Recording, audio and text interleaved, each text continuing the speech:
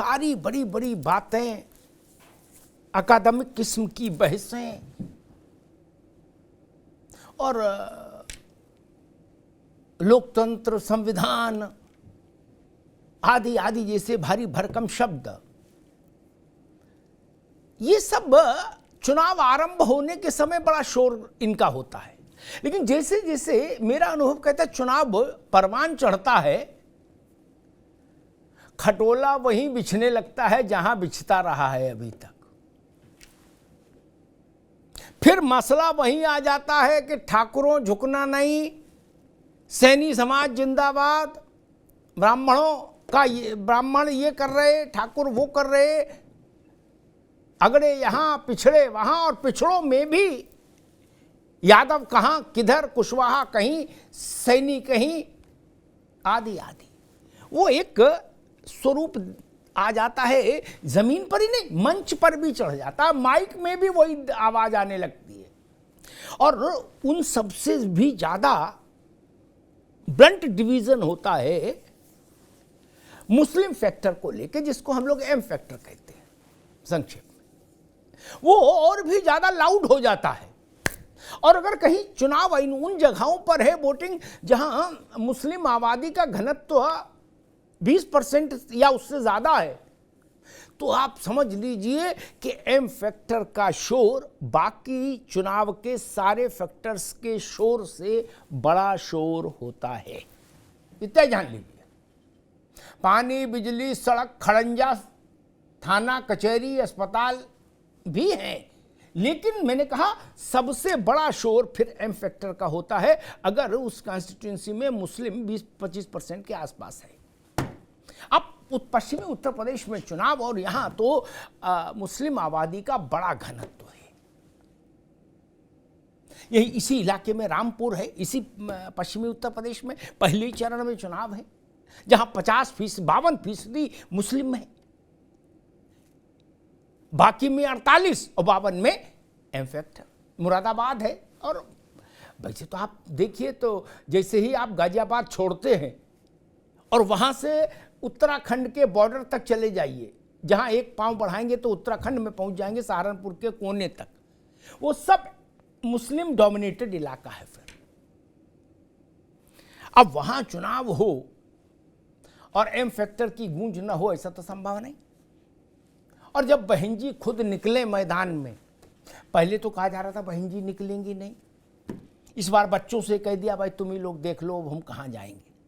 फिर अचानक से बहन जी ने कहा निकलेंगे, और तारीख तय की बाबा साहब भीमराव अंबेडकर की जयंती वाली, बोले 14 से शंखनाद होगा, यलगार होगा, और सच में यलगार हो गया। अब बहन जी पहले चरण की 8 सीटों में से 6 जगह भाषण दे रही हैं। 6 जगह, सोचिए, 8 में 6। इतना बहन जी ने कांशीराम जी के समय कभी प्रचार नहीं किया होगा मेरे ख्याल से। ये उनके स्वभाव का हिस्सा नहीं है। लेकिन इस बार रणनीति बदली है। मायावती जी आज मुजफ्फरनगर में थी और उन्होंने कहा कि मुसलमान लड़ाने का मन था, सच्ची मुसलमान लड़ाना चाहती थी मैं, लेकिन कोई मुसलमान नेता तैयार नहीं हुआ लड़ने के लिए, तब मजबूरी में मुझे दूसरा लड़ाना पड़ा। उन्होंने अपना दिल खोल कर रख दिया कि भाई मेरे दिल में मुसलमान है। और वो आप जानते हो मायावती हिपोक्रेसी बहुत कम करती हैं, बात सीधी सपाट और देसी अंदाज। सहारनपुर से लेके और मुजफ्फरनगर तक और पीलीभीत, जहां जहां मायावती जा रही हैं, वो मुसलमानों से कह रही है कि बटना मत। अब बटना मत का मतलब, भाजपा तो है ही नहीं बंटवारे में, साइकिल और हाथी।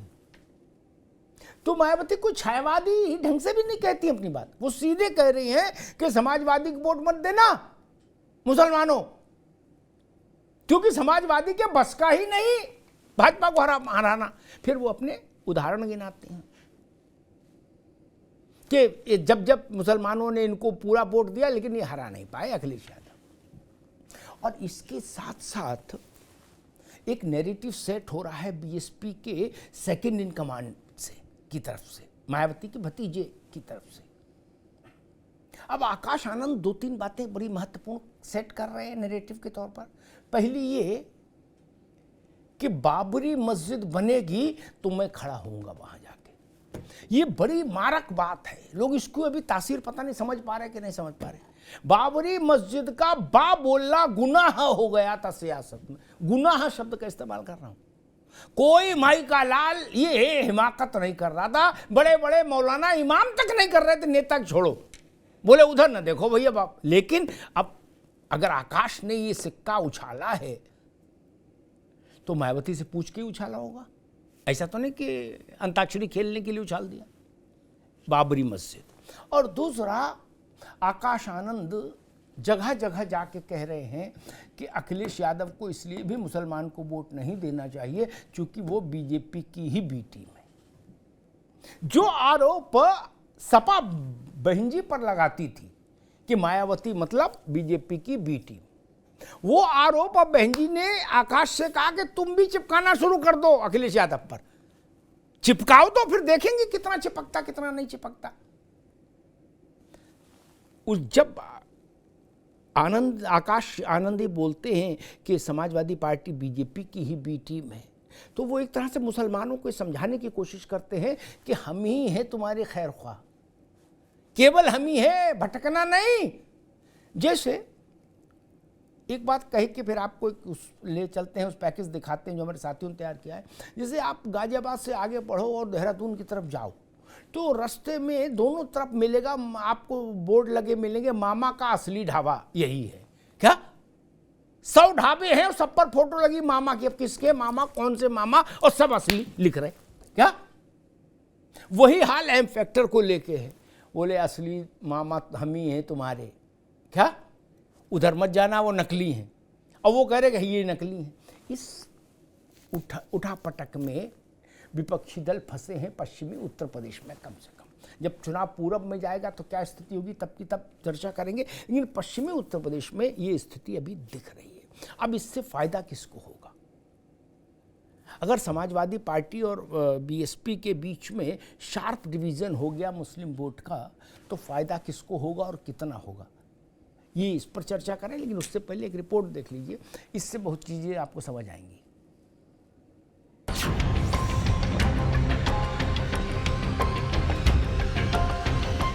अल्पसंख्यक समाज के लोगों की भी हालत हर स्तर पर यहाँ काफी ज्यादा खराब दयनीय बनी हुई है। जब बाबरी मस्जिद बनेगी तो हम तब आपके साथ खड़े होंगे और बोलेंगे आपने हर धर्म और हर समाज को पूरा नेतृत्व देने का काम किया। पश्चिमी यूपीकरण, पहला चरण और मुस्लिम वोटों का समीकरण। और इसी पहले चरण से ठीक 4 दिन पहले चुनावी मैदान में उतरी बसपा सुप्रीमो मायावती ने ऐसा दांव चला कि विपक्ष खेमे को ही बड़ा तनाव दे दिया। दरअसल पश्चिम के पॉलिटिकल ट्रैक पर मायावती ने एक बार फिर से सोशल इंजीनियरिंग वाली ट्रेन दौड़ाने की कवायद की है।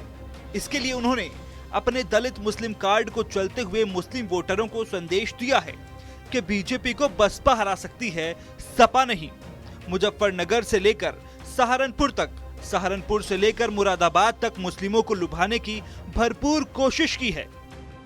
अल्पसंख्यक समाज के लोगों की भी हालत हर स्तर पर यहाँ काफी ज्यादा खराब दयनीय बनी हुई है। इसकी जानकारी आप लोगों को भी है, खासकर मुस्लिम समाज के लोगों को इसकी काफी कुछ जानकारी है। ऐसे में अब आप लोगों को देश में हो रहे लोकसभा आम चुनाव में कांग्रेस, बीजेपी व इनकी सहयोगी पार्टियों को भी केंद्र की सत्ता में आने से जरूर रोकना है। इतना ही नहीं, मायावती से पहले इस चुनाव में बसपा के लिए पिच सजा रहे आकाश आनंद भी अपने फॉर्मूले में इस मुस्लिम वाले फैक्ट और फैक्टर का बखूबी इस्तेमाल कर रहे हैं। ईद के मौके पर मथुरा में आकाश आनंद बाबरी मस्जिद के समर्थन का भी ऐलान कर देते हैं। साथियों, राम मंदिर कोई जस्टिफिकेशन नहीं है हमारी बहन बेटियों को ना सुरक्षा देने। राम मंदिर बनाया बहुत अच्छी बात है। जब बाबरी मस्जिद बनेगी तो हम तब आपके साथ खड़े होंगे और बोलेंगे आपने हर धर्म और हर समाज को पूरा नेतृत्व देने का काम किया। अब मायावती से लेकर आकाश आनंद तक जहां हर मंच से मिशन मुस्लिम में जुटे हैं, तो बसपा के सिपाही जमीन पर माहौल बनाने में जुट गए। हाजी याकूब कुरैशी ने तो मुख्तार अंसारी और अतीक अहमद की मौत के लिए अखिलेश यादव को ही जिम्मेदार ठहरा दिया। अखिलेश ने विधानसभा में योगी जी को, चीफ मिनिस्टर जी को बहकाने का काम किया, उकसाने का काम किया, ताकि इसी में योगी जी ने ऐलान किया था कि मैं माफियाओं को मिट्टी में मिला दूंगा। तो मैं इसका जिम्मेदार पूरे मुसलमान अखिलेश को मानते हैं।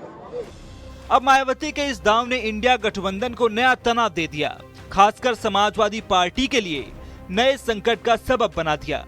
सपा कह रही है इस रण में लड़ाई में ही नहीं है बसपा। वहीं विपक्षी खेमे में मुस्लिम वोटों पर खींचतान मची है। इधर बीजेपी यूसीसी राम मंदिर जैसे संकल्पों के साथ मिशन 80 का दावा कर रही है।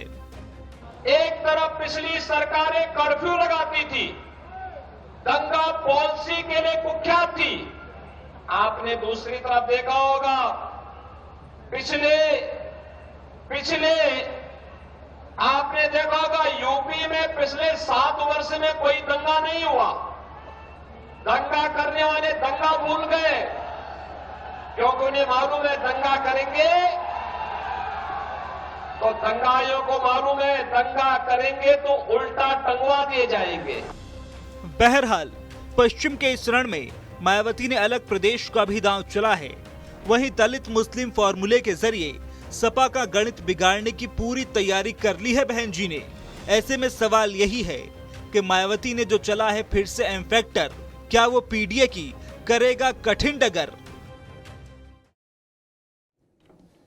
वोट किसका कटेगा और किस में जुड़ेगा, कौन हराने के लिए लड़ रहा है किसी को और कौन किसी को जिताने के लिए लड़ रहा है। देखिए चुनाव 2 तरह से होता है, एक हम खुद जीतने और खुद हारने के लिए लड़ रहे हैं, एक हम परमार्थ की भाव से लड़ रहे हैं कि भाई हमारा कुछ भी हो लेकिन फलाना जीते।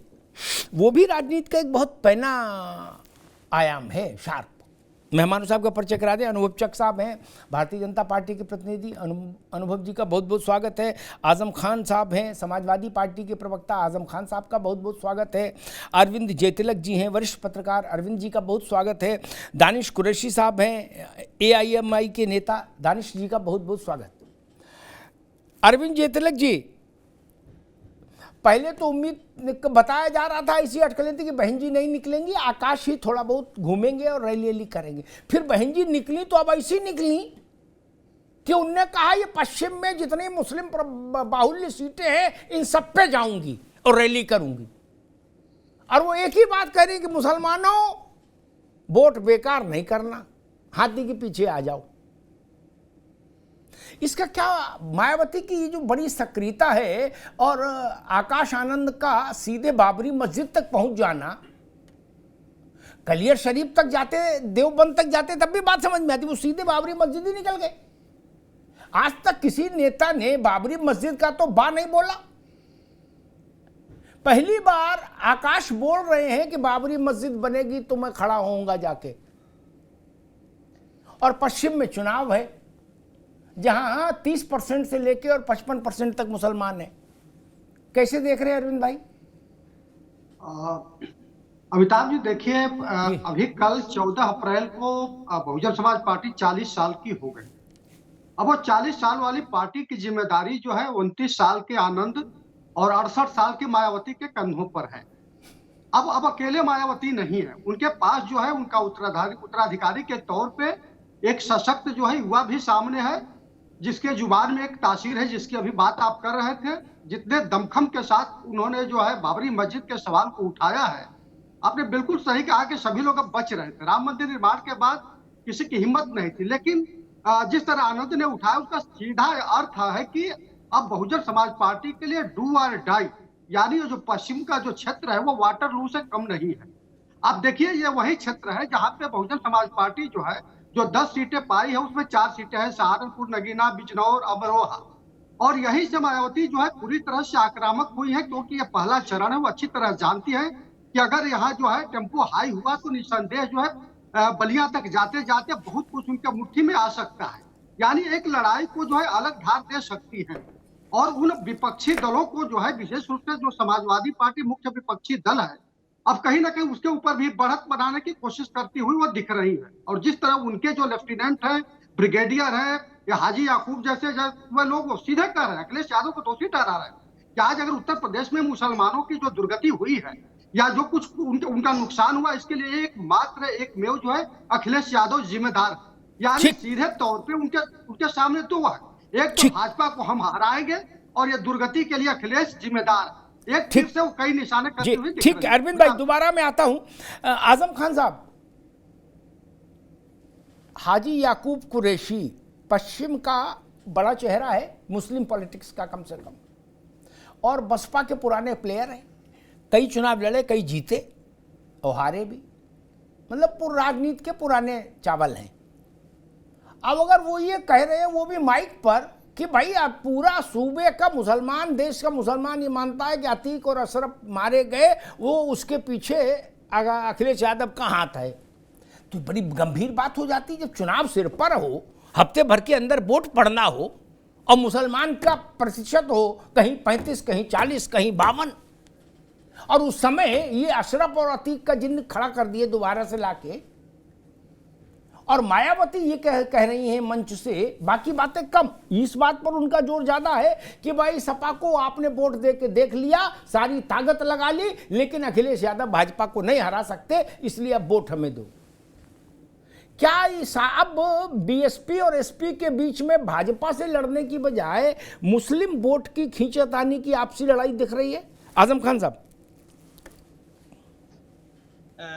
हाजी याकूब कुरैशी का बयान बहुत ही निम्न स्तर का बयान है। न केंद्र में सपा, सुनिए सर, न केंद्र में सपा की सरकार है, न राज्य में सपा की सरकार है, न सपा के पास सीबीआई है, न ईडी है, न एनआईए है, न पुलिस प्रशासन है। तो सपा किस तरह से जो वो कह रहे हैं कि समाजवादी पार्टी इन हत्याओं के पीछे है, तो सबसे बड़ी बात है कि वो गलत बयानी कर रहे हैं। दूसरी बात, समाजवादी पार्टी मुसलमानों के साथ, अगर 111 विधायक हैं समाजवादी पार्टी के, उसमें 33 मुस्लिम विधायक बना दिया समाजवादी पार्टी ने, तो ये समाजवादी पार्टी ने मुसलमानों का नुकसान किया सर। अगर समाजवादी पार्टी की 12 से 17 के बीच में सरकार थी, 60 मंत्री थे, तो 15 मंत्री मुस्लिम थे, ये समाजवादी पार्टी ने मुसलमानों का नुकसान किया। समाजवादी पार्टी की सत्ता थी, तो अगर सभी के साथ साथ मुस्लिम समाज का भी सुनवाई होती थी, तो क्या ये मुसलमानों का नुकसान था? शायद वो कहना कुछ और चाहते हैं, कह कुछ और जाते हैं। वो अपने गिरबान में झांक के देखने की कोशिश नहीं करते हैं। चुनावी मुद्दे जो हैं, जो जमीन के चुनावी मुद्दे हैं, न वो बेरोजगारी पे बना रहना चाहते हैं, न किसानों के बेरोजगारी मुद्दे पे बना रहना चाहते हैं, वो मुद्दे को भटकाना चाहते हैं। वही भाजपा की बी टीम जैसा कि प्रोपेगेंडा की राजनीति जो है, उसी राजनीति को सर वो आगे बढ़ाना चाहते हैं। जी, बड़ी मुश्किल है, सब तरफ से एक ही बात, बिहार में भी यही, यूपी में भी यही, एक दूसरे को कह रहे भाजपा की बी टीम। मैं तो अभी जब अनूप चक के पास आऊंगा तो भाजपा से ये कहूंगा कि भाई आप एक लिस्ट जारी कर दो, आपने कितनी टीमें खड़ी की हैं प्रदेश में, देश में, बवाल खत्म करो यार। मायावती करिए अखिलेश बी टीम है, अखिलेश यादव करे मायावती बी टीम है, बड़ा कंफ्यूजन है। आओ ओवैसी करे मैं सबकी लैला हूं, मैं ऐसी लैला हूं कि मेरे सब तरफ दीवाने हैं, एक मुश्किल हो, लैला तक आ गई चुनाव में, अब क्या बचा। खैर, दानिश कुरैशी साहब, उत्तर प्रदेश के दो बड़े विपक्षी दल समाजवादी पार्टी और बीएसपी पश्चिम की जमीन पर मुस्लिम वोट के लिए आपस में भिड़ रहे हैं, और इस बात का कंपटीशन चल रहा है कि भाई मुस्लिमों तुम्हारा असली खैर ख्वाह कौन। मायावती सपा की कमियां बता रही है और सपा बसपा की। दानिश कुरैशी साहब, देखिए, सबसे पहली बात मैं आपको एक बात बता दूं कि ये कोई नई बात नहीं है, चाहे समाजवादी पार्टी हो चाहे बसपा हो, इन तमाम लोगों ने, और अब से पहले की बात की जाए तो इनसे पहले कांग्रेस की बात की जाए, आप देखिए कि अभी कोई मित्र थे मेरे ख्याल से समाजवादी पार्टी के प्रवक्ता हैं, वो ये बता रहे थे कि 7 कैबिनेट मुसलमानों को दिए थे, और यादवों को कितने दिए थे वो नहीं बताया इन्हें। 15 पूछ लेते, 7 नहीं 15। अरे चलिए 15, और यादव में कितने दिए थे ये तो बताइए, उसका आंकड़ा जरा बता दीजिए। देखिए ये तो आपकी जिम्मेदारी है ना। अच्छा कुरैशी साहब, आप इंटरप्ट कुरैशी साहब, आप चेक करो। देखिए इंटरप्ट मत करिए, आप अपने टाइम पे बोलिएगा। नहीं, एक मिनट, आजम खान साहब, अभी दानिश कुरैशी साहब का वक्त है, उनको बोले जी।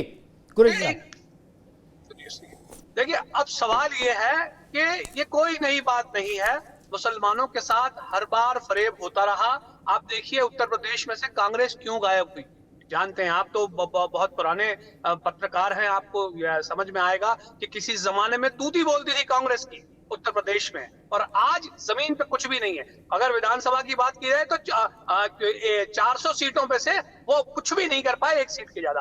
तो सवाल ये है कि असद साहब की जो कोशिशें हैं वो कोशिशें यही है कि स्ट्रक्चर कमेटी का रिपोर्ट जो कांग्रेस के शासनकाल में, यूपीए के शासनकाल में था, मुसलमानों की जो तारीख है वो खुद उन्होंने अपने हाथ से लिखी है, ये आपके सामने है। उसके बावजूद भी अगर हम उनकी बात करते हैं तो बात खैरखाई की नहीं है, बात इसकी है कि जिन लोगों के साथ जुल्म हो रहा है उनकी बात। असद साहब अकेले मुसलमानों की बात नहीं करते, असद साहब दलितों की भी बात करते हैं, पिछड़ों की भी बात करते हैं। लेकिन ये लोग जो चुनाव के वक्त, मुझे ये बताइए, याकूब कुरैशी साहब से आप ये पूछ लीजिए कि अब से पहले किन मुद्दों पर उन्होंने बात की है, कुरैशी साहब ने पूछ लीजिए उनसे, तो कोई जवाब नहीं है। 3 तलाक पे कहां थे, पूछ लीजिए उनसे, तो जवाब नहीं है। और समाजवादी पार्टी के नेता कहां थे मुसलमानों के मुद्दे पर, पार्लियामेंट में कितने बड़ बोलापन इनका दिखाई दे रहा था, एक भी आदमी नजर नहीं आता। वो छोड़ दीजिए, उसके अलावा आज की डेट में समाजवादी पार्टी के जितने नेता हैं अनकरीब जो चीजें फेस कर रहे हैं सरकार की तरफ से,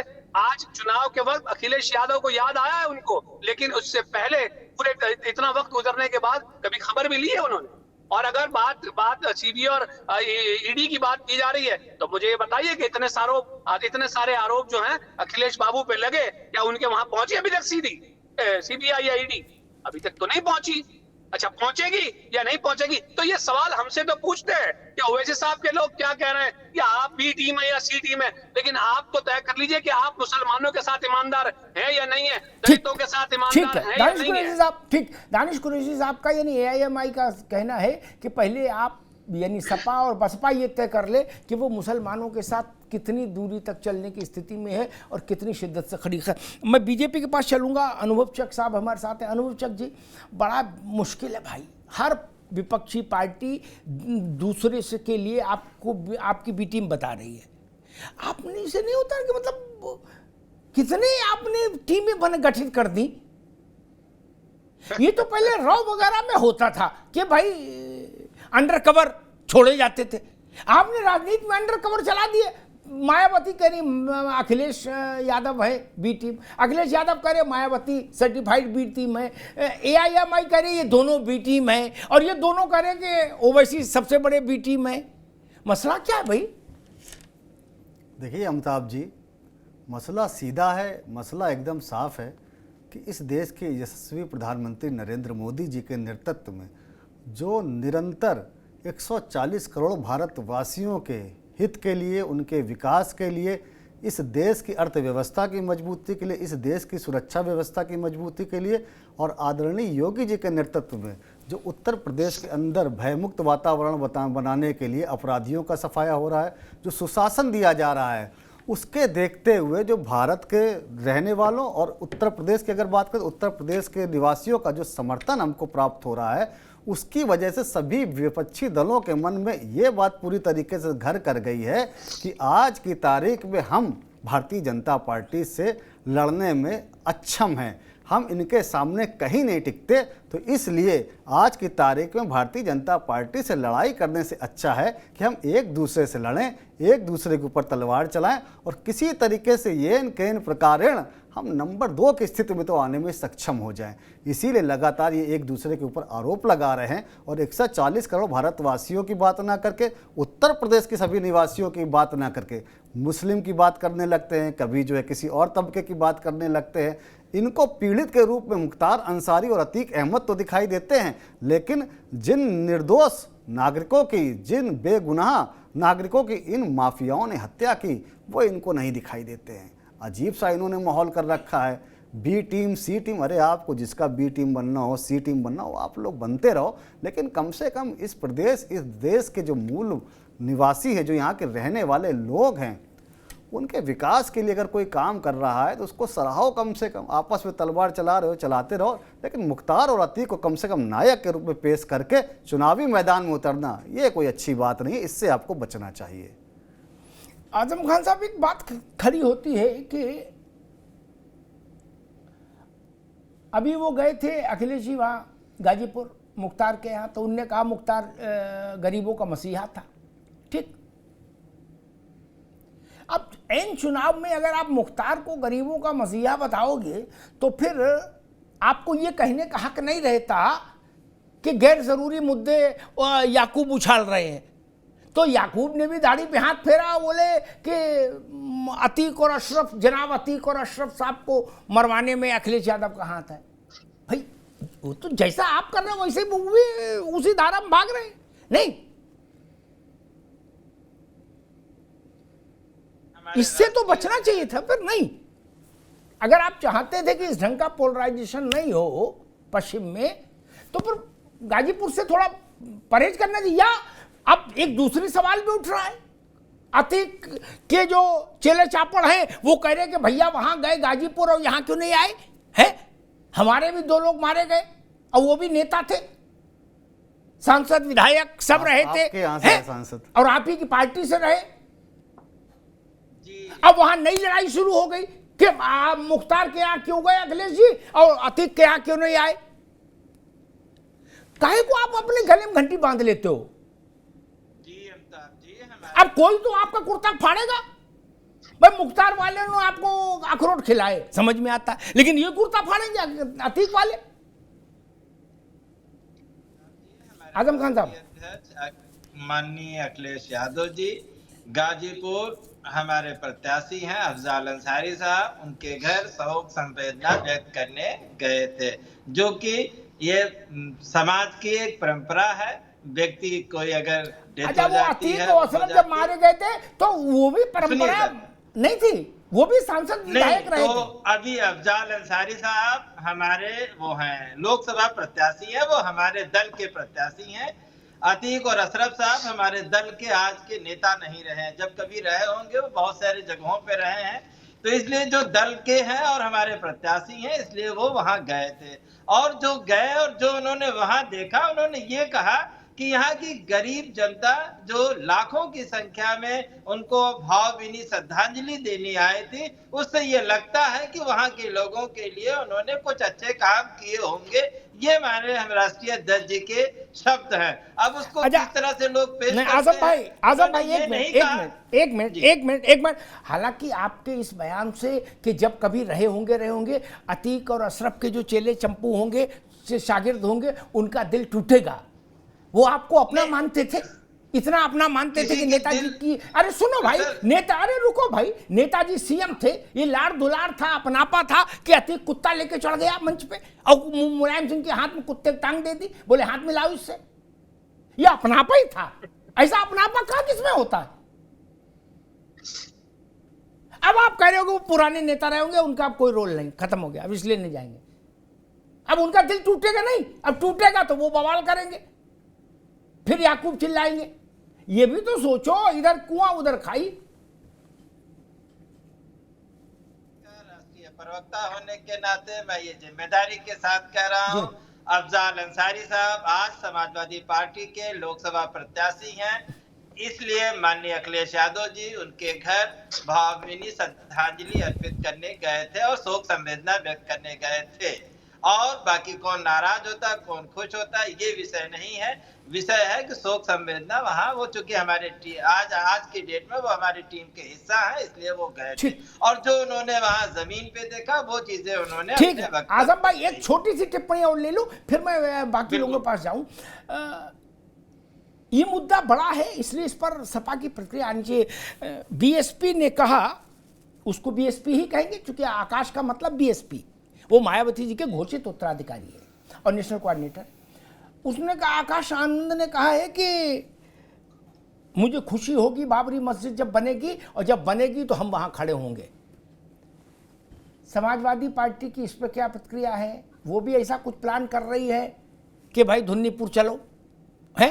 समाजवादी पार्टी वो गिट्टी मोरम कुछ लेके कन्नी तसला और वहां चल के कुछ कार सेवा करो।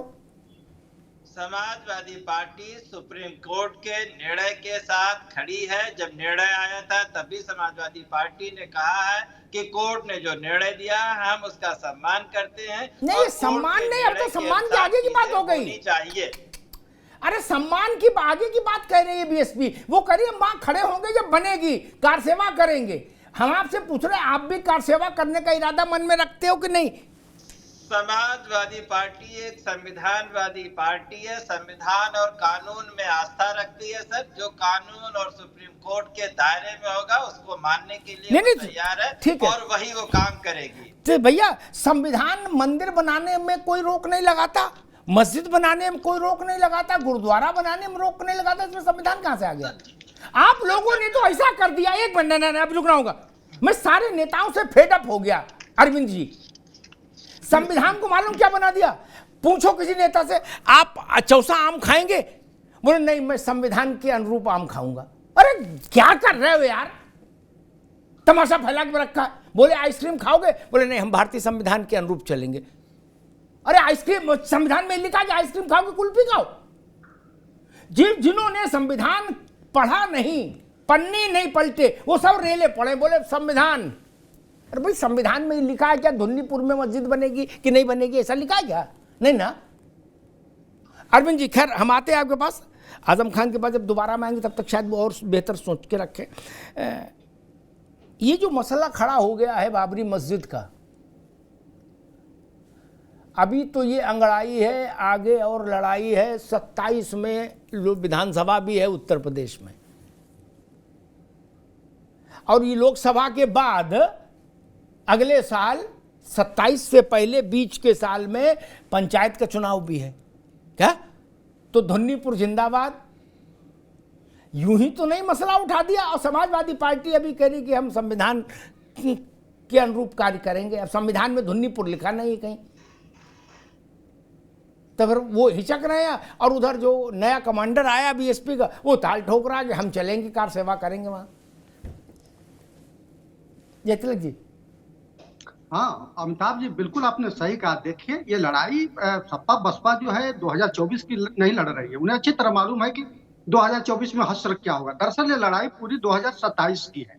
और ये मान करके चलिए कि इस 2024 में जो एक तासीर उभर करके आएगी, उसी का जो है परिणाम जो है 2027 होगा। और जिस तरह आनंद ने धुन्नीपुर मस्जिद को बाबरी मस्जिद का नाम लेकर के जिस तरह से उन्होंने अपने अंगत की तरह पांव रखने की कोशिश की है, एक किस्म से माइलेज ले ली है। मजेदार बात यह है कि आप मुरादाबाद से लेकर के रामपुर तक, सहारनपुर से लेकर गाजीपुर तक पूरे मुस्लिम जमात में दो फाड़ हो गए हैं।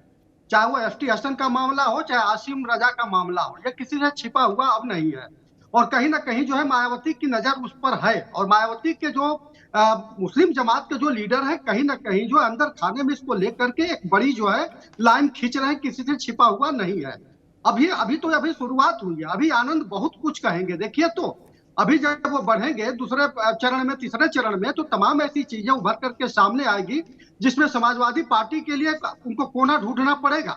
और ये कहना बड़ा आसान नहीं रह जाएगा कि अफजाल जो है वहां पे चुनाव लड़ रहे हैं इसलिए हम वहां पे गए हैं। बिल्कुल यह सवाल प्रयागराज में जो है उस सवाल को उठाया जाएगा। आपने देखा कि जब अतीक और उनका भाई मारा गया तो उसी समय तमाम मुस्लिम जमात के लोग कहते, उसमें बौद्धिक लोग भी थे, कहते सुने गए थे कि अगर ये अखिलेश यादव जो है विधानसभा में योगी जी को नहीं उकसाए होते तो शायद ये नौबत नहीं आती। यानी पूरा जो है ठीकरा उन्हीं के ऊपर फोड़ते हुए देखे गए। और आपने 2022 के विधानसभा में भी देखा कि किस तरह से आजम खान के समर्थक ये कहते सुने गए कि तमाम मंचों में, रैलियों में कहीं भी आजम खान का नाम नहीं लिया गया। और इसी वजह से जो है हार हुई है विधानसभा में। तो ये तमाम ऐसी चीजें जो है समाजवादी पार्टी को जवाब देना कठिन होगा। और वो सवाल खुद जो है बसपा खड़ा करेगी, और इसमें किसी को शक नहीं है। और उन्होंने इसकी शुरुआत कर दी है। अमिताभ जी।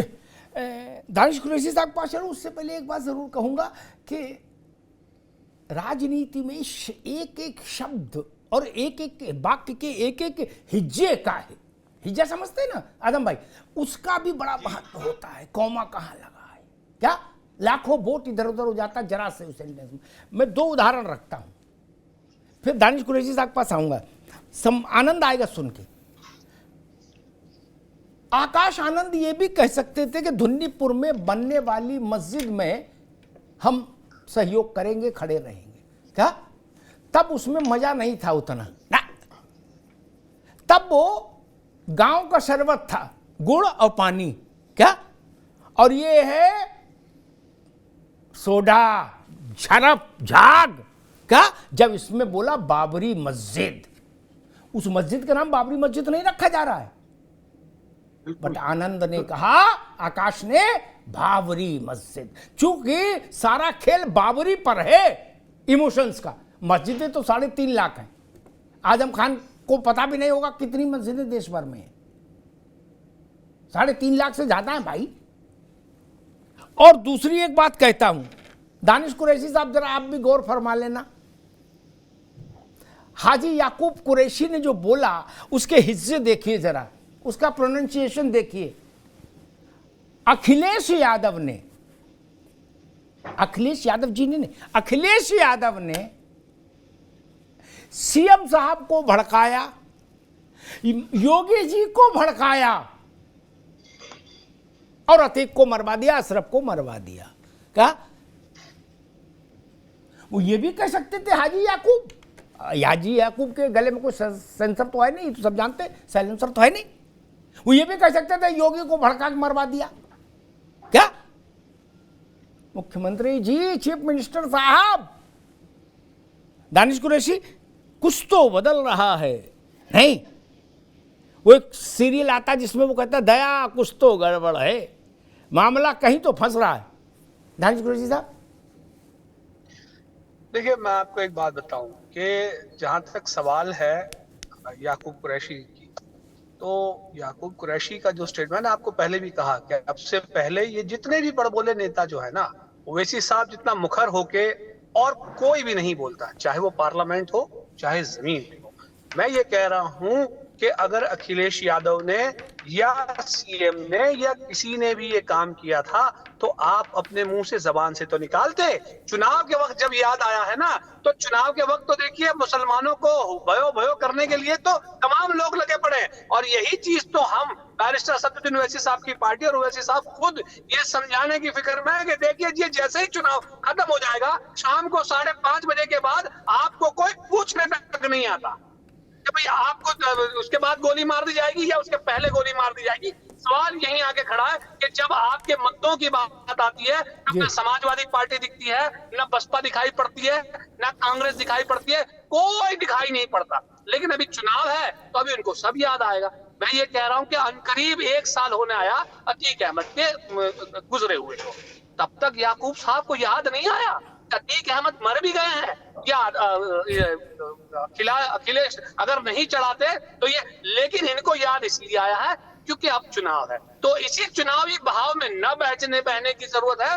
बैरिस्टर असदुद्दीन ओवैसी साहब जो ये बात कहते हैं, बार बार इन्हीं चीजों को उतारते हैं कि कब तक आप वोट देने वाले बनते रहोगे। अरे लेने वाले बनने की कोशिश, जिसके पास 20% आबादी अपने प्रदेश में है, वो भी अगर लेने वालों की बात कर रहे हैं, और देख लीजिए कोई क्या है, तो कोई 7% में अपनी दावेदारी ठोक रहा है, कोई 14% में अपनी दावेदारी ठोक रहा है, और हम 20% में आज भी दरी बिछा। कब तक बिछाते रहेंगे? ठीक बात दानिश कुरैशी साहब। अनूप चक के पास आऊं उससे पहले एक टिप्पणी, बड़ी न्यूट्रल टिप्पणी लेकिन जरूरी है अरविंद भाई, कि मैंने सोचा कि बड़ा फाटक क्यों गए अखिलेश जी गाजीपुर, और अतीक और अशरफ के मरने पर क्यों नहीं गए। जिस विद्या के गुणी मुख्तार थे उसी विद्या गुणी अतीक थे, हैं? ये हो सकता है को ये अतीक पोस्ट ग्रेजुएट हो तो ये ग्रेजुएट होंगे, या ये पोस्ट ग्रेजुएट होंगे तो वो ग्रेजुएट होंगे। बहुत छुटाई बढ़ाई नहीं, कोवड़ छोट कहा था अपराधु, उनके पास भी गोली थी, इनके पास भी गोली थी, दे दबा दब। ऐसा तो था नहीं कि ये सरसैया घाट पर धुनी रमाए थे। तो मैंने चिंतन किया तो मैंने पाया, अरविंद जी यही सवाल है, मैंने ठीक सोचा कि नहीं।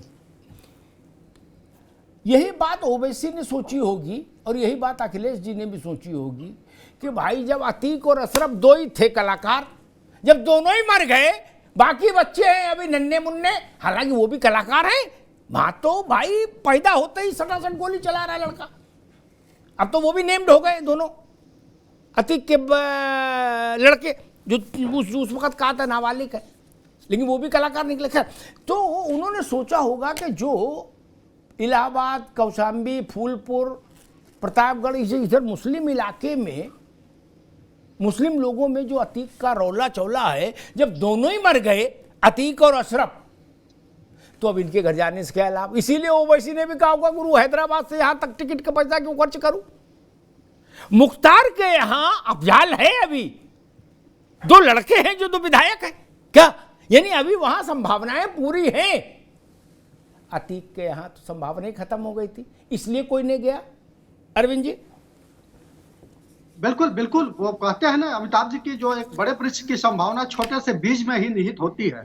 तो आपने एकदम सही कहा। वहां पर जो गाजीपुर में अभी जो मुख्तार अंसारी एंड कंपनी की जो फैमिली है, उसमें अच्छा मजेदार बात कि उनके जो बच्चे हैं उसी रो में बोलते भी हैं।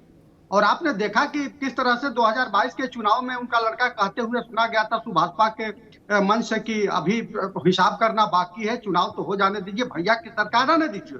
तो भैया भी अपना धर्म निभा रहे हैं अच्छी तरह से, और वो अच्छी तरह जानते हैं कि इलाहाबाद में जो है कोई उस ढंग का अभी है नहीं, अभी उन लोगों को साबित करना है। और यहाँ लगातार साबित हो चुका है, चाहे बाड़ी से हो चाहे बाकी चीजों से हो। तो निसंदेह जो है वहां से जो उनको एक ऊर्जा मिलेगी, आज जिस तरह से ऊर्जा लेने के लिए फाटक पर जो है समाजवाद को लेकर के घसीटते हुए लेकर के गए हैं, तो निसंदेह जो उसके अपने मायने हैं। हाँ बिल्कुल, एक चीज और है, ओवैसी दिन भी कम थोड़े हैं, ये भी जो है उसी तरह की सियासत करते हैं जैसा कि अखिलेश जी करते हैं। तो ये भी उसी तरह से उसी तासीर में जो है अपने बातों को जो है घुमाते हैं, चाशनी में घोलते हैं। और क्या ये इनको नहीं आना चाहिए, इनको भी तो अतिक में आना चाहिए, जो दानिश कुरैशी भाई कह रहे हैं। तो इनकी भी तो जिम्मेदारी थी। अगर मान लीजिए उस विधान को ये लोग मानते हैं, उस कर्मकांड को मानते हैं, उस तेवर को, हो सकता है गुड्डू मुस्लिम का कुछ हो तो आए। हाँ, गुड्डू मुस्लिम को फरार है। गुड्डू मुस्लिम को तो उनके लड़के कह दिए हैं कि गद्दार हैं। तो अब देखिए अब उसके साथ ये कितना कंधा जोड़ते हैं। दानिश जी वो कुछ कह रहे हैं, वो कह रहे हैं कि भाई जैसे जिस कारण से अखिलेश यादव नहीं गए अतीक के यहाँ मातम पुरसी करने, उसी से फिर ओवैसी भी नहीं गए। बोले गुरु इधर क्या रखा, ये दुकान तो लुट गई। वहां अभी दुकान भरी पूरी है, मुंह वो लड़का भी मुंह चाट रहा है, मुन्नू भी क्या, और दूसरा भी अफजाल खुद ही है। और इधर तो भाई दुकान ही बंद हो गई। जब कुत्ते पाले थे वो भी मर गए भूखे क्या, तो ओवैसी का गुरु वहां जाके क्या फायदा। दानिश जी। अच्छा सुनिए, जी अब मैं जवाब दूं। देखिए दिक्कत क्या है अमिताभ जी, कि भारतीय जनता पार्टी के प्रवक्ता और हमारे मित्र वरिष्ठ पत्रकार जो है ना, वो शायद बातें तो बहुत अच्छी कर रहे हैं, लेकिन वरिष्ठ पत्रकार ये भूल गए कि जिस वक्त अतीक की और अशरफ की हत्या हुई थी, उस वक्त उनकी पत्नी भी नहीं थी, उनकी जो भाभी थी वो नहीं थी, चारों बच्चों जेल में थे। तो फिर क्या अमिताभ जी के घर जाते या वरिष्ठ पत्रकार जी के घर जाते, कि जो बीजेपी के नेता उनके घर जाते? दिक्कत क्या है इनकी, कि सवाल ये होना चाहिए था, सबसे बड़ा सवाल ये होना चाहिए था कि जो मामला सुप्रीम कोर्ट में गया था कि भाई उसकी जान को खतरा है, उसके बावजूद भी आप देखिए इंपोर्टेड वेपन से पुलिस के घेरे में, जबकि 2 दिन पहले पुलिस ये कहती थी कि आप पुलिस के ऊपर अगर कोई वो करेगा, अटैक करेगा, तो काउंटर अटैक में ढेर कर दिए जाएंगे। और हमने 25 सेकंड तक पूरा खेल देखा, आपने भी देखा अमिताभ जी और हमने भी देखा। रह गई बात, अगर अतीक अहमद की बात की जाए तो अतीक अहमद को 10 मिनट के बाद से मुसलसल जो घटना हो रही थी उस पर प्रतिक्रिया ओवैसी साहब की भी आई, और मैं भी मुसलसल बोलता रहा, आपके साथ में भी उस मामले में हम बहस कर चुके हैं। दिक्कत ये है कि उनके परिवार के लोग, अगर इनकी बात कर रहे हैं, अफजाल अंसारी की बात करते हैं या मुख्तार अंसारी की बात करते हैं, तो मुख्तार अंसारी के परिवार के लोग मौजूद थे, इसलिए तमाम लोग पहुंचे। अगर ओवैसी साहब की बात कर रहे हैं तो आपने तर्क ठीक दिया, ढूंढ के लाए, ठीक दानिश भाई आप ढूंढ के लाए तर्क, लेकिन इस पर मैं एक टिप्पणी करके फिर अनुभव चक के पास जाऊंगा। ठीक है, अतीक की बीबी फरार थी, अशरफ की बीबी फरार थी, जो बच्चे थे वो जेल में थे या अनाथालय में, सुधार गृह में थे, जहां भी थे। लेकिन कई हजार आदमी तो उसकी मिट्टी में भी गया था।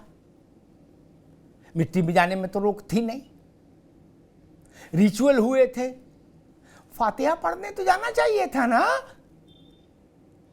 अरे भाई किसने कहा कि उनकी बेगम से मिलकर सेवई खानी थी, ऐसा तो था नहीं। आप फातिया पढ़ने तो जाते, एक अगरबत्ती जलाते, गुलाब के फूल पंखुड़ी थोड़ी डाल देते और फातिया पढ़ लेते। तो अतीक के जो शागिर्द हैं उनकी भी छाती जुड़ाती नहीं, उनको भी लगता कि हाँ देखो हैदराबाद से चल के आदमी आया। उसका भी तार्किक जवाब है, तार्किक जवाब। अरे हमें क्या करना, हमें तो वही लोग कहते कि भैया वो नहीं आए वो नहीं आए, तो हमने कहा भाई अब देखो क्या करें, जो है सो है। और वो लड़के भी अब तो वो भी कलाकार हो गए, पुलिस वुलिस के सब में चल रहे हैं। हो सकता है कि थोड़े समय बाद वो ऐसी स्थिति पैदा कर दें कि फिर आप लोगों का आना जाना शुरू हो जाए वहाँ।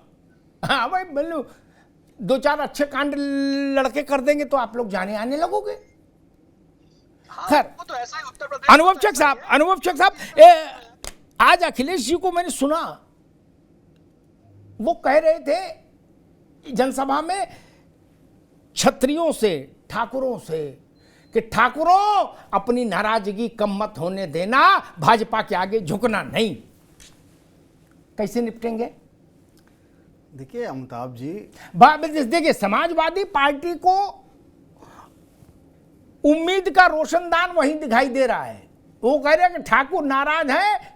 आप समाजवादी पार्टी की टोटल कैंपेन को पिछले 10 दिन से 10 दिन का देख लीजिए, उनका सारा फोकस ठाकुर पर है। और इधर ये ठाकुरों के चक्कर में लगे, उधर मायावती मुसलमानों के चक्कर में लग गई। क्या बोली तब तक इधर से सब समेट लो खटाखट, जब तक ये उधर है। देखिए अमिताभ जी, जो ये विपक्षी नेता हैं, इनको ये समझ ही नहीं आ रहा कि भारतीय जनता पार्टी जो लगातार उत्तर प्रदेश और देश में सुशासन के मुद्दे पर, इस देश को विकास के रास्ते पर ले जाने के मुद्दे पर, इस देश के 140 करोड़ भारतवासियों के को अच्छा जीवन देने के लिए लगातार। अरे भाई आप कह रहे हो अच्छा जीवन, अखिलेश जी आज कह रहे थे कि अगर दोबारा मोदी आ गए तिवारा तो शादी नहीं होगी किसी की, कुंवारे रहोगे। ये अखिलेश जी को दिखाई दे रहा है अमिताभ जी, क्योंकि अखिलेश जी विपक्ष के नेता हैं, उनको दिखाई देगा। उनको तो मुख्तार अंसारी का परिवार पीड़ित दिखाई देगा और मुख्तार अंसारी नायक दिखाई देंगे। जिस अतीक अहमद और अशरफ से ये पल्ला झाड़ते दिखाई दे रहे हैं, जिससे ये कहकर बचते जा रहे हैं, बचने का प्रयास कर रहे, हमारे दल का नहीं था। अमिताभ जी, आप वरिष्ठ पत्रकार, आपने देखा कि सांसद भी इन्हीं के दल ने बनाया था। और दूसरी बात, राजू पाल, अशरफ विधायक भी हुआ राजू पाल के मर्डर के बाद। वही बता रहे अमिताभ जी कि राजू पाल की नृशंस हत्या करने के बाद भी इसी अशरफ को समाजवादी पार्टी अपना सिंबल दे के विधानसभा में बेचने का काम करती है। कुत्ते का साथ कैसे हाथ मिलवाया था वो पूरे देश ने, प्रदेश ने देखा था। आज उस अशरफ से और अतीक से ये अपना मुंह चुराते दिखाई दे रहे हैं। मुख्तार अंसारी हो या मेरा तो सभी के लिए कहना, मुस्लिम समाज के युवकों को गुमराह करके अपराध जगत में इस लेवल तक आगे भेज देना कि वहां से वापसी संभव ना हो, तो ये भड़काने का काम करके ये अखिलेश यादव ने सभी को उस रास्ते पर पहुंचा दिया है कि या तो उनके गोली पड़ी और जेल के पीछे सड़ रहे हैं, उनको किस तरीके से शिक्षित करा जा सके, किस तरीके से नौकरियों की व्यवस्था करी जा सके, जीवन यापन कैसे अच्छा करा जा सके और इस देश के विकास में उनके योगदान को कैसे बढ़ाया जा सके, इस तरफ इन्होंने प्रयास नहीं करा, जो हमारे प्रधानमंत्री नरेंद्र मोदी जी और इस प्रदेश के जो मुख्यमंत्री योगी जी करते दिखाई दे रहे। जितनी भी योजनाएं आई हैं उसमें जब हम लोग लाभार्थी कैंपों में जाते हैं, लाभार्थी जो हमारे आयोजन होते हैं, उसमें मुस्लिम समाज के लोग बड़ी संख्या में बढ़ के आते हैं। वो कहते हैं कि घर देते समय ये नहीं देखा गया कि हम मुस्लिम समाज के लोग हैं, अन्न देते समय ये नहीं देखा जाता है कि मुस्लिम समाज के लोग हैं, इनका नाम इस योजनाओं से काट दिया जाए। जिस समय कोविड की वैक्सीन लग रहे थे, पूरा दुनिया त्राही त्राही कर रही थी, उस समय ये नहीं देखा गया कि ये मुस्लिम समाज के लोग हैं, इनको मरने के लिए छोड़ दिया जाए। हमारे प्रधानमंत्री जी बगैर जाति धर्म देखे 140 करोड़ भारतवासियों को अपना परिवार मान के सबके लिए उन्नति और विकास के रास्ते पर और उनके जीवन यापन कैसे बेहतर हो उस दिशा को सुधारने के लिए प्रयास कर रहे हैं। और ये अभी भी आज भी उसी पिछली सदी में उलझे हुए हैं। मुस्लिम जाति ठाकुर ये इसमें उलझे हुए हैं। इनको इनकी राजनीति मुबारक। हम अपने प्रधानमंत्री जी के नेतृत्व में पुनः तीसरी बार इस देश के अंदर सरकार बनाने जा रहे हैं। आजम खान साहब, आप एक तरफ कहते हो कि मुद्दों की बात होनी चाहिए, दूसरी तरफ अखिलेश जी इस बात से आह्लादित हैं, प्रसन्न हैं, आनंदित हैं कि ठाकुर नाराज है। वो मंच से कहते हैं कि नाराजगी छोड़ना नहीं, जब तक वोट न डाल दो तब तक नाराजगी छोड़ना नहीं। पूरी समाजवादी को लग रहा है कि भाई कहीं कोई पंचायत हो जाए, छोटी बड़ी कैसी भी। क्या एक पश्चिम का एक त्यागी लड़का है, उसको योगी जी की सरकार ये बदतमीजी की थी उसने अपार्टमेंट में एक में, तो उसको जेल भेज दिया था। उसने भी एक संगठन बना लिया, उसकी तक फोटो समाजवादी पार्टी रिट्वीट कर रही है, करिए त्यागियों ने मोर्चा खोल दिया ठाकुरों के बाद। तो आपका भी जो न्यूक्लियर है, जो केंद्र बिंदु है, फोकस है, वो तो यही है, सैनी, ठाकुर, त्यागी, अमिताभ जी, जाटव, गुजर, नहीं तो सब उसी में खेल रहे हो, फिर काय को बड़ी बड़ी बातें करो, जो खेलना सबको वही है जी। हमारे राष्ट्रीय अध्यक्ष अखिलेश यादव जी 90% पीडीए की बात करते हैं, जो गरीब है, शोषित है, वो जात की बात कर रहे हैं। ना ना ना, गलत बात, वो जात की बात कर रहे हैं, नारा है सिर्फ, वो जात की बात कर रहे हैं मंच से, माइक से, पीडीए की बात कर रहे हैं। अरे भाई मैंने जो कहा उसको काटिए। उन्होंने कहा ठाकुरों नाराजगी छोड़ना नहीं, बीजेपी के आगे झुकना नहीं, इनको सबक सिखा देना। ये पीडीए है, राजनीतिक दल है, यकीनन अगर कोई जाति, कोई बिरादरी, ये पीडीए है या ये रोजगार का मुद्दा है, तो हम बिल्कुल कहेंगे कि क्यों नाराज। अमिताभ जी, समाजवादी पार्टी के प्रवक्ता को जरा सा भी अंदाजा नहीं है इनको कि इनके अखिलेश यादव किस तरफ ले जा रहे हैं। पिछले चुनाव में 2022 में भी ये विकास दुबे के मुद्दे पे चुनाव पे उतरे थे। पता नहीं कि इनको अपराधियों से इतना मोह है, गैंगस्टर माफियाओं से इतना मोह है, और जातिगत रूप में किस तरीके से समाज को विभाजित करा जाए उस तरफ ये निरंतर प्रयास करते हैं। प्रदेश और देश को विकास के रास्ते पे कैसे ले जाया जा सके, उस राजनीति को करने में इनकी कतई रुचि नहीं है। विभाजन करा जा सके, दंगों की आग में झोंकने वालों को महिमा मंडन करा जा सके, गैंगस्टरों को महिमा मंडन करा जा सके, माफियाओं बाहुबलियों को महिमा मंडन करके, और उस समाज के नवयुवकों को भी गुमराह करके उन्हीं के बताए रास्ते पर चलकर उनको भी गड्ढे में डालने का काम करा जाए। ऐसी राजनीति करने वाले दल को उत्तर प्रदेश और देश की जनता ने नकार दिया है। 17 का चुनाव हो, 19 का चुनाव हो, 22 का चुनाव हो, चाहे नगर निगमों का चुनाव हो, पंचायतों का चुनाव हो, सब में इनको धूल चटाने का काम करा है, लेकिन अभी भी संभलने का काम कर रहे हैं। दानिश भाई, नहीं, अरे आजम खान साहब, एक मिनट रुकिए, आपको एक वो याद दिला दूं दृष्टांत, समय भी कम है। नेताजी जब उन्होंने फैसला किया, अरविंद जी, जब मुलायम सिंह जी ने फैसला किया कि इसको फूलन को चुनाव लड़वाएंगे क्या, तो मैंने उनसे कहा कि नेताजी बहुत बवाली फैसला है, ये दुधारी तलवार है दोनों तरफ, ये जान लो आप। बोले हम सब संभाल लेंगे क्या। हमने कहा 22 ठाकुर मारे गए हैं, बवाल मच जाएगा प्रदेश भर में, ठाकुर नाराज होगा। बोले जितना नाराज होगा ठाकुर, उससे कई गुना ज्यादा पिछड़ा खुश हो जाएगा, सारा निषाद मल्लाह केवट झर के इधर आ जाएगा। बोले बनाएंगे जरूर क्या, ये रोजगार का मुद्दा है। आज ठाकुरों की चिंता है आपको। जब फूलन देवी को आपने टिकट देके बनाया था सांसद नेताजी ने, तब उस वक्त फूलन देवी के सिर पे 22 ठाकुरों की हत्या का आरोप था। आजम खान साहब, वो लोकतंत्र और संविधान की रक्षा थी। फूलन देवी लोकतंत्र और संविधान की लड़ाई लड़ने गई थी बंदूक लेके, नहीं ना। फूलन देवी ने जो कुछ किया था उस समय माननीय श्रद्धेय नेताजी ने कहा था आत्मरक्षा में किया गया कार्य है, और फूलन देवी गजब कर दो, आत्मरक्षा में 22 मिनट निपटा दोगे। और कहीं ना कहीं उन्होंने उनको सुधार के लिए ले आए थे, और सुधार के नजरिए से उनका राजूपाल की हत्या भी आजम वही रही होगी, आत्मरक्षा में हत्या। सुधारात्मक रवैया भी ठीक है। मैं अब इस बहस में नहीं पढ़ना चाहता, वरना एक छोटा सा दृष्टांत है कि राजूपाल की हत्या के बाद, आजम भाई ये पुरानी बातें हैं, आप लोगों को पता होनी चाहिए, जो नई पीढ़ी के राजनीतिक दलों के नेता उभर रहे हैं। अरविंद भाई, नेताजी आए जब इसको टिकट दी अशरफ को, और नेताजी ने इसका मंच पर हाथ खड़ा किया अशरफ का, और कहा हम कह रहे हैं इसका कोई दोष नहीं, इसमें राजूपाल की हत्या में कोई हाथ नहीं। अभी जो फैसला आया उसने क्या बताया, अगर अशरफ जिंदा होता तो फांसी होती। बिल्कुल। मुलायम सिंह ने कैसे क्लीन चिट दे दी थी, कैसे क्लीन चिट दे दी थी, जिता भी लाए थे। ऐसा नहीं कहिए महाराज, इतिहास तो बड़ा क्रूर है, सामने रहता है। अरविंद जी, ये समझ नहीं आता मेरे कि हम 2 बजे कहते हैं मुद्दों की राजनीति हो, 2:30 बजे कहते हैं ठाकुर, सैनी, कश्यप, कोरी, कुर्मी, मतलब जात में भी गोत्र तक खींच लेते हैं तलवार, नहीं। और दूसरा खींचे तो कहते बताओ ये तो जात का राजनीति कर रहे हैं, ये संविधान और कानून और क्या क्या बताते उस पर चुनाव नहीं लड़ रहे, ये कैसे चलेगा?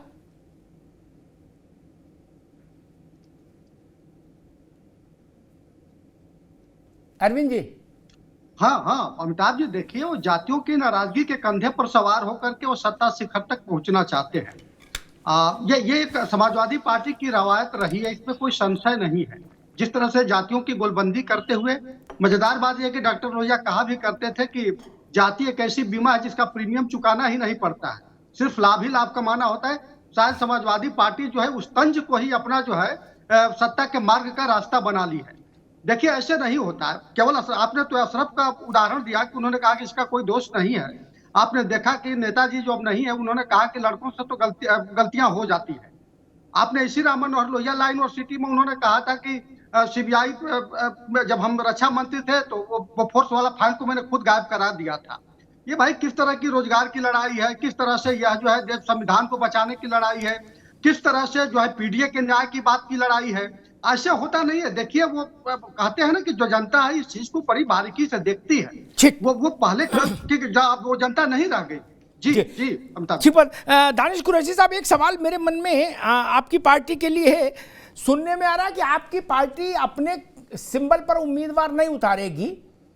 अगर आपकी पार्टी के कुछ लोग लड़ना चाहेंगे तो वो कृष्णा पटेल वाली पार्टी के सिंबल पर लड़ेंगे, ऐसा है?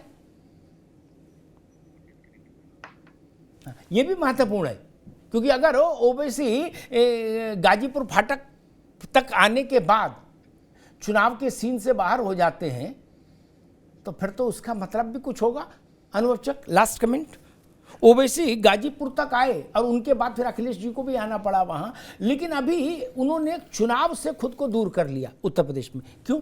देखिए अमिताभ जी, विपक्षी दल क्या रणनीति बना रहे हैं, क्या इनकी योजनाएं हैं, किस विचारधारा पे चलते हैं, ये हमारे लिए बहुत ज़्यादा महत्वपूर्ण नहीं है। भारतीय जनता पार्टी अपने यशस्वी प्रधानमंत्री नरेंद्र मोदी जी द्वारा विकास किए गए विकास कार्यों और उत्तर प्रदेश में जो हमारे मुख्यमंत्री जी हैं उनके द्वारा दिए गए सुशासन, गुंडा मुक्त शासन, भय मुक्त शासन के नाम पर हम लोग चुनावी मैदान पे हैं। और जिस तरीके से जनता हमें पूर्व के चुनावों में मत देकर अपना विश्वास जता चुकी है, उसी से हम पूरी तरीके से आश्वस्त हैं कि अपने जो कार्यकर्ता हैं उनकी मेहनत के दम पर, हमारे जो शीर्ष नेतृत्व है उनके द्वारा किए गए कार्यों के दम पर हम उत्तर प्रदेश की 80 में से 80 सीटें जीतने में कामयाब होंगे और अब की बार 400 पार के अपने यशस्वी प्रधानमंत्री नरेंद्र मोदी जी के नारे को चरितार्थ करने का काम करेंगे। आजम खान साहब, एक छोटा सा सवाल, उसका छोटा सा उत्तर आपसे लेंगे। ओवैसी ने हल्ला बहुत मचाया, लेकिन जब वक्त आया तो उम्मीदवार खड़े नहीं किए, इसके पीछे क्या देख रहे हैं? अमिताभ जी, वो ये बात को समझ चुके हैं कि उत्तर प्रदेश की जो लड़ाई है वो इंडिया अलायंस बनाम बीजेपी है और कोई अपना मत खराब करने नहीं जा रहा है। इसलिए सभी पार्टियां कैंडिडेट उतारने में हिचक रही हैं। जो वर्तमान चुनाव है वो कहीं न कहीं महंगाई, भ्रष्टाचार और लोकतंत्र बचाने के लिए है। भाजपा के सर अभी बहुत बड़े बड़े बात कह रहे थे, अब आप बताइए चुनावी चंदे को क्या भ्रष्टाचार नहीं माना जाएगा? आजम खान साहब, ठीक है, आगे बात, अच्छी बात कही आपने। मैं तो एक बात नहीं समझ पाता, संविधान को क्या समझते हो आप लोग? नेताओं का एक क्रैश कोर्स होना चाहिए, एग्जाम होना चाहिए कि संविधान क्या है। पहले 1000 शब्दों में लिख के बताइए क्या क्या है संविधान में। बोला गुड्डू सिगरेट पी रहा था, बोले संविधान। बोले पप्पू कोको कोला पी रहा था, बोले संविधान को खतरे में आ गया। अरे संविधान यार क्या है? आपको पता है संविधान में क्या लिखा है? नहीं। बोला रामलाल रिश्वत लेते पकड़ा जा, बोला संविधान। संविधान में रामलाल की फोटो लगी? नहीं। रुपया गिनते की फोटो लगी? नहीं। क्या मजाक बना दिया है? नहीं, अभी रुकना होगा। अब आप बीच में नहीं रुक जाएंगे तो अच्छा ही रहेगा, आपके लिए कुछ अगली बहस के लिए कुछ इनपुट भी मिलेगा। दूसरी एक बात कही जाती है जो बीमार हैं, जो कह रहे हमसे चला फिरा नहीं जा रहा, बोलने में सांस फूल रही, हिलना डुलना मुहाल, वो लोग भी संविधान का कोई मसला हो तो तुरंत कपड़ा वपड़ा पहन के बाल काट के आ जाते, बोले माइक लाओ, बोले हम भी भाषण देंगे संविधान पर। क्यों? पूछो आपके पास कभी समय जीवन में था संविधान पढ़ने का? पढ़ा होगा हिंदी या अंग्रेजी में? नहीं। भोजपुरी में? नहीं। खड़े हो गए बोले, आज मैंने देख रहा था लालू जी का, किसी ने नहीं सका, लेकिन उन्होंने एक लाइन खींचने की कोशिश की, लालू यादव जी ने। उनने कहा पिछड़ा और दलित आंख निकाल लेगा। किसकी निकाल लोगे आके? बोले जो संविधान बदलने की बात कर रहे। कौन संविधान बदल रहा माइका लाल? किसकी हैसियत से संविधान बदल देगा? आपके लड़के का नाम है संविधान, बोले अब संविधान नहीं रखेंगे, अब इसका नाम सुप्रीम कोर्ट रख देंगे। पप्पू का तमाशा कर रहे हो यार। एक और बात समझ लीजिए, इस संविधान में 125 से ज्यादा संशोधन हो चुके। भगवान का नाम लेके, अल्लाह का नाम लेके पहला संशोधन पंडित जवाहरलाल नेहरू संविधान लागू होने के थोड़े ही समय बाद अपने शुभ कर कमलों से कर गए थे। बोलो सियावर रामचंद्र की जय। पहला संशोधन, और मालूम किस बात पर कर गए थे? इसलिए नहीं कर गए थे कि हर गरीब को रोज आधा किलो जलेबी और दही दिया जाएगा, ऐसा कोई क्लॉज डाल रहे हो, नहीं। इस बात पर संशोधन कर गए। आजम भाई, ये बड़ी बातें हैं अनुपचक आप सब लोगों के लिए। वो इस बात पर संशोधन कर गए कि प्रेस की आज़ादी को अनलिमिटेड नहीं होना चाहिए। पहले अनलिमिटेड थी, इस पर प्रतिबंध लगने चाहिए, इस पर अंकुश लगने चाहिए। क्योंकि कुछ मैगजीन्स में पंडित जी के खिलाफ भी छपने लगा था। बोलो सियावर रामचंद्र की जय। वो लोग भी कह रहे हम संविधान बचाने आए हैं। 74 में 75 में जून में क्या किया था, 26 जून को इंदिरा गांधी ने, वो भी कह रहे हम संविधान बचाने आए हैं। हम गजब तमाशा कर रहे हो यार। बोले सो रहे हो, बोले सो नहीं रहे, चिंतन कर रहे हैं। बोले किसका? बोले संविधान बचाने का। अरे संविधान आप सबको बचाए हुए मेरे भाई। यहां जितने लोग बैठे इनमें कौन इतना बड़ा आदमी जो संविधान को बचा लेगा? संविधान है तो अखिलेश जी बोल रहे हैं, मायावती जी बोल रही हैं, योगी जी बोल रहे हैं, अनुभव बोल रहे हैं, आजम खान बोल रहे हैं, दानिश भाई बोल रहे हैं, अमिताभ अग्निहोत्री बोल रहे हैं, अरविंद जी बोल रहे हैं। हम लोग इतने मनबड़ हो जाएंगे, हम संविधान को बचाएंगे। अरे भाई साहब, अपनी टांगे तो बचा ले। ट्रैफिक में कहीं मोटरसाइकिल मारी जा रही, कहीं साइकिल नहीं। संविधान को क्या बना दिया आपने? गरीब की बकरी बना दिया क्या? जो चाहे तो हाके ले जाएगा। इंदिरा जी ने एक बार कोशिश की थी, उस कोशिश में हवन करते हाथ जल गए थे। उसके बाद से संविधान का साथ दिखता है कांग्रेस को तो भाग जाती दूर, कहती ना भैया वो अब की उधर नहीं जाएंगे ना। जिसे बच्चे का एक बार तवा पे हाथ पड़ जाए ना गरम पे, फिर वो तवा नहीं छूता जिंदगी में दोबारा। वो कहते ना ना ना ताता है। कांग्रेस समझ गई कि संविधान से खेलने में क्या होता है। 11,440 वोल्ट। हमने वो दौर देखा है मित्र आजम भाई। और उसके बाद भारत की अनपढ़ इस सेंस में जो स्कूली शिक्षा भारत की जनता की तब तक नहीं हुई थी। क्या उसके पास विवेक और ज्ञान था? उसके चलते उसने क्या किया? इंदिरा गांधी को घर भेज दिया बैरंग, संजय गांधी, बंसीलाल, ओम मेहता, विद्याचरण, जितने ये कल्पित थे इमरजेंसी के, सबको बेरोजगार कर दिया। क्या? ननकू और रज्जाक ने। उन्होंने संविधान पढ़ा की प्रति नहीं पढ़ी थी, क्योंकि संविधान की प्रति पढ़ें कि खेती करें, लेकिन संविधान का मूल सत्य तो जानता था देश कि इमरजेंसी भारत के मन के हिसाब की चीज नहीं है, इसलिए इमरजेंसी लगाने वाले लोगों को दंडित करो। और आपकी पार्टी के तो नेताजी खुद 19 महीने जेल रहे थे। राजेंद्र चौधरी को जानते हैं ना? राजेंद्र चौधरी भी जेल गए थे, उनको भी पेंशन मिलती है 20,000 रुपया महीना। लालू यादव जेल गए थे। इसलिए मैं ये कहूंगा संविधान को यार चूचू का मुरब्बा ना बनाओ भाई, प्री गॉड सेक। आपस में अपनी लड़ाई लड़ो। मैं तो जिसको देख रहा हूं बोले मेरा मोबाइल में वो नहीं आ रहा इंटरनेट, बोले संविधान खतरे में। क्या कर रहे हो यार? बोले मेरी चाय में शक्कर कम है, बोले संविधान खतरे में। बोले आज खट्टी डकारें आ रही, बोले संविधान बचाओ, संविधान खतरे में। क्या कर रहे हो? संविधान है तो आप सब सुरक्षित हैं, ये क्यों नहीं मान रहे? इतने बड़े अरविंद भाई, इतने बड़े बड़े भाषण और इतने तीखे तीखे भाषण देश में सब इसलिए दे पा रहे हैं कि संविधान है और बोलने की आजादी उसने हमको दी है।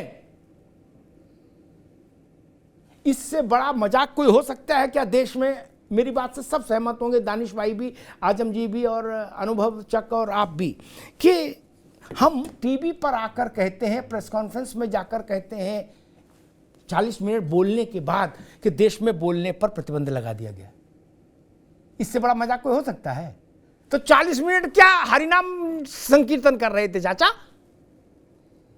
बोले मोदी ऐसा है, फलाना ऐसा है, ये ऐसा, वो ऐसा, ये सब आधा घंटा बोल लिए, फिर बोले मोदी जी किसी को बोलने नहीं देते, सबकी जुबान सिल दी। तो आप आधा घंटा कीर्तन कर रहे थे कि ठुमरी गा रहे थे?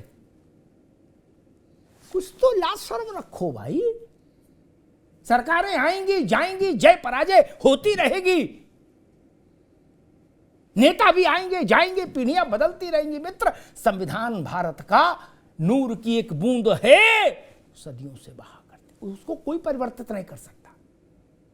संशोधन हां होने भी चाहिए थे, हुए भी हैं, आगे भी होंगे, होते रहने चाहिए। बाबा साहब ये कहकर गए थे कि समय के साथ संविधान को लचीला होना चाहिए, समय के साथ उसमें परिवर्तन होते रहे। संविधान और एक धार्मिक किताब में अंतर है आजम भाई। वहां संशोधन नहीं हो सकता। क्या संशोधन होगा तो पूरी दुनिया में कोहराम हो जाएगा क्या? लेकिन संविधान तो संविधान है।